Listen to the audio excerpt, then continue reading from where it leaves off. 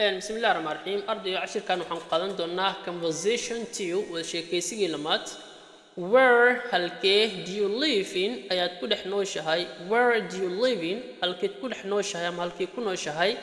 I live in Mogadishu waxaan ku dhex noolahay Mogadishu I aniga live waxaan ku noolahay in gudaha Mogadishu ayaan ku noolahay ama waxaan ku noolahay Mogadishu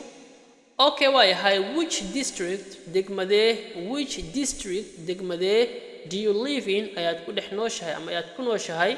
which district degmade do you live in ayaad ku nooshahay I live in waxaan ku noolahay Waperi district degmada loo yaqaano Waperi xamar ay ku taalaa I live in Waperi district waxaan ku dhex noolahay degmada Waperi hadhow meeshan waxaad doonto waad gashan kartaa had meeshan waa beriya la soo qaatay adiga magaca doonto ama degmada ku nooshahay aad gelinaysaa halka with whom do you live yaad la nooshahay with whom do you live yaad la nooshahay with whom do you live yaad la nooshahay I live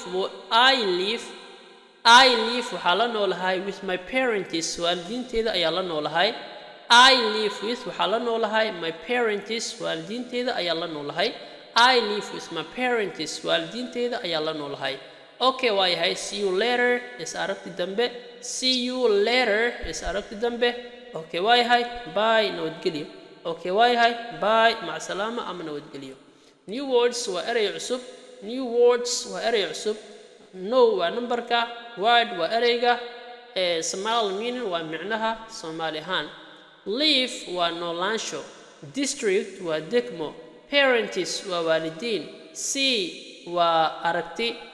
later waa goor dambe see waa aragti meeshaas waa aragti later waa goor dambe Thanks a lot